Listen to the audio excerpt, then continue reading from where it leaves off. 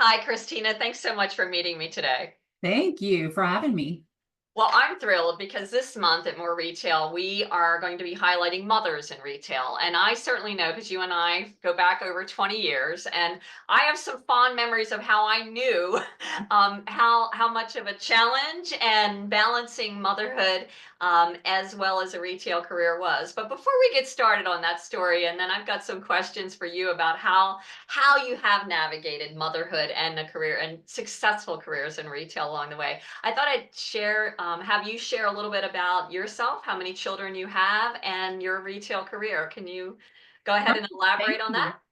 Yeah, so I've been in retail almost 30 years now. I started right after college, actually probably before college if you count my grocery store days. But started in college, came up through the stores, and consider myself an operator at heart. And then, really went back and forth the first 15 years or so of my career between operations and HR, learning and development, talent, leadership development. And probably for the last 10 to 15, I've really geared in on the HR and the people side of the business. All right. You're going to edit this, right? Sorry, let me put my phone on silent. I don't know if you can hear that. Sorry. I did. Focusing on the people side of the business. So I've been able to, grow and work with several different retailers, both, as an employee, but also as a consultant, which has actually served me well as a mother because I had flexibility to kind of to choose different jobs and choose different companies that aligned with what I needed at the time, with what I felt my family needed. I have 3 children, so I married kind of later in my career. I'm married and I have 2 older children who are now out of the house, and I have my youngest is just finishing up her junior year in college. So it's hard to believe that in another year, a year-ish, we'll be an empty nester. It seems like it's not been that long. But yeah, so excited to be here and talk through.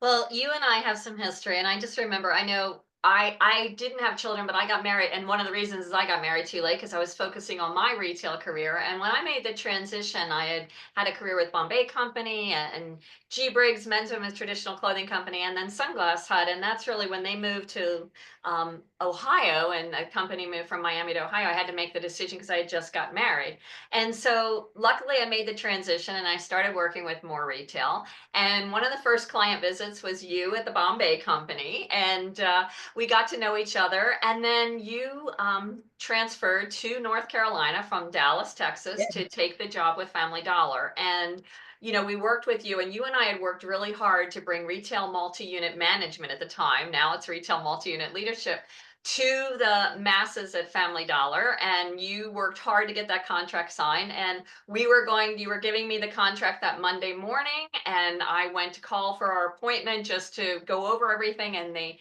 went to voicemail, and I thought that was strange. So I called one of your colleagues at Family Dollar, and they said, well, Christina went into labor last night. And so, but she stopped by here to get her laptop on the way to the hospital. So, I'm sure she'll get back to you in a couple days. I was like, oh my goodness, don't worry about it. Just tell her if you talk to her, tell her I'm thrilled, pulling for her, and I hope to hear from her about the baby. Well, eh, I had that email in 24 hours with the signed contract from you. And I was like, so what's going on? Did you have the baby? Oh, yeah, I had the baby girl. She's Grace and everything. And probably in a couple of weeks when you're back in Charlotte, can we meet?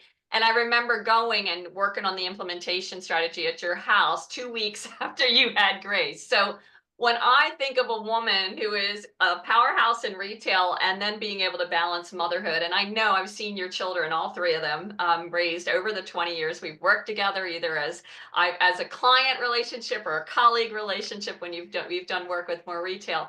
That story sticks out to me as that is balancing. So I don't know if you want to elaborate anything more about that Yeah, story. it sticks out with me too, but like I said, I got married later and I was focused for the first, 15, 20 years on growing my career and moving all over the place and achieving what I wanted to achieve from a career standpoint. And my family goals came, a little bit later. And but when I had that, I'd worked almost 2 years. Like, I mean, we had been rolling things out in 2 years to get this license agreement signed. And I remember when it finally came, signed off, and And I didn't take my laptop home for whatever reason. I had 3 weeks before she was due, and God had other plans. So when I at first, one of the first things, like, we got to swing, but I need to get that. It was signed, it's been years in the making. We're going to get this off. So yeah, that next day I was able to get that over to you, but it was important. It was, something that,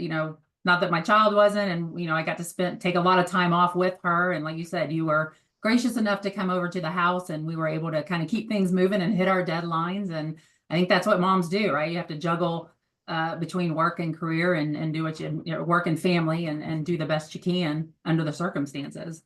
No, especially going in with you marrying, you had two young children that were still, in school, and then having Grace on that too. You really, I admire how much you really balance the demands of leadership and your job, but always making sure that the kids were important too, and the children were important for you. Especially because, getting married, you inherited two children right off the bat, and then, in a couple of years had the three. But what else do you think are pivotal moments in your career, that most influenced by your experience as a mother? And how did being a parent kind of help you shape being a stronger leader that you were? How did the two of them kind of collide to be, good mother, good leader? What were you taking from being a mother that you were able to apply to leadership? I think I'm still haven't mastered it, but I've certainly learned more patience, and having children, and navigating and managing that, but more patience as a leader, right, with my teams, learning how to delegate more, learning that, different styles and different people, including my children, get things done. They get to the end result differently, right? I mean, all three of my children, while they all have similarities, they're all very different, just like a team at work, right?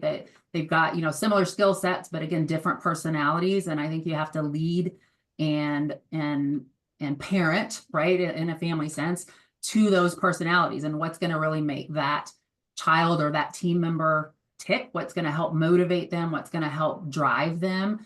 So I think I've certainly learned that throughout the years. From a pivotal moment, I really think back to when I had Grace, my youngest. She was just probably a year or so away from kindergarten. I think she was about 4 years old. She was still in preschool, but there was a time when she would start, getting ready to go to kindergarten. And my two older children, that was going to be the year where I had them in 3 different schools. And all three of my kids, my husband worked full time, I worked full time. We were both going into an office, full time at that point. And they were very active, as a lot of kids are, in sports. And of course, they all chose different sports and different activities. So trying to navigate those, really became a challenge. And we took a step back. And I would say, one of the most pivotal times of the career was I made a decision, or my husband and I, after talking through it, made a decision that it was probably, I wanted to leave the workforce for a period of time, at least a couple of years, just to kind of be able to spend those, formative years as Grace was going into kindergarten, but also middle school is tough, high school is tough. As we get into older kids, and just to kind of be there for them. And none of them were driving yet, we're still a couple years out, but to have that framework. And we felt that that was the right decision. And when the time came for me to kind of have that conversation with my boss, I wasn't reneging on the deal, but I was like, there's still a lot that I could do. There's still a lot that I could offer, because they are in school, right? I don't have, for a period of time a day, they are, in school. Grace was in preschool for several hours a day. So instead of, resigning, I actually just had a really great conversation with my boss, laid it out. This is where I was. This is kind of where I'm wanting. Would love to be able to continue to work in some capacity if that's feasible. And we were able to strike a deal where I went, on a part-time basis, reporting to the head of HR and helping kind of just do special projects. And, I went into the office maybe once a week.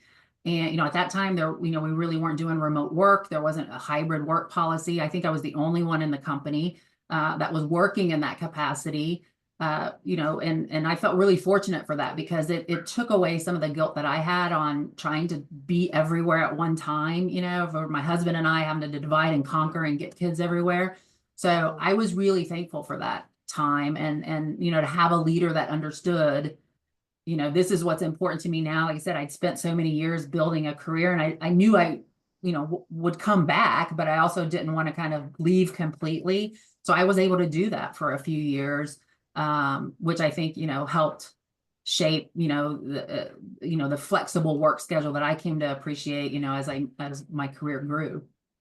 Absolutely. And I think that's important. I think most importantly too is having a good leader that understands and says the value rather than lose you altogether. What aspects, what can we do to make it work for you? And I remember that time, and I think it's really, really great that you had that opportunity. And so thinking about it now, things are different, but there's still the challenges are not that different.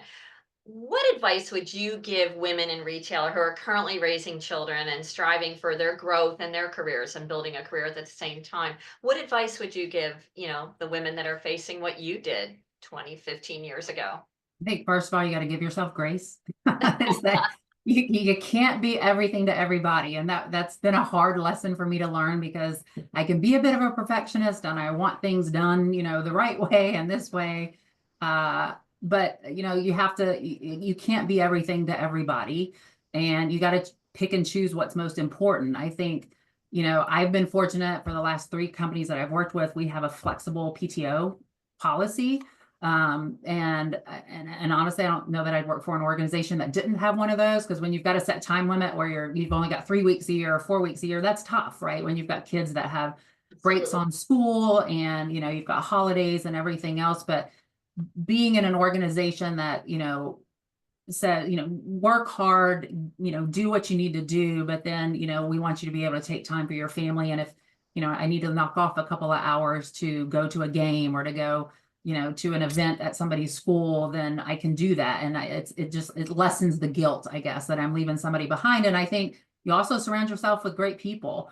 I'm not a one-person show. I've never been a one-person show. And I think surrounding yourself with the best talent, that, that are able to coach and develop, that, my goal at the end of the day is, if I go on PTO or if I'm out, that my team feels capable and supported, that things will run, things will continue to operate. And if they can't do that, then I haven't done my job well as a leader. I haven't done a good job preparing them. So I think surrounding yourself with the best people, knowing what your skill gaps are, and filling those with people around you that can fill some of those gaps, that are better at it than you are, and then letting them shine and letting them take over and do that's what drives me now, is being able to help see them succeed, and see them take on bigger projects and bigger things that grow their own careers. Absolutely. And that's the thing. It's not dumping, it's delegating to develop and to strengthen their skills. So that gives them opportunities when you're able to take some time off, gives them opportunities to shine on that. I think, no, I think that's great. So you mentioned about working for organizations with flexible PTO, and that's something that's important. How can retail organizations support working mothers and leadership roles today, compared to maybe when you were raising children, or maybe just some other lessons learned, like you said, being with organizations that have flexible PTO is one thing. What else? What else do you think is important for organizations to really be able to attract high caliber leaders that happen to be raising a family at the same time?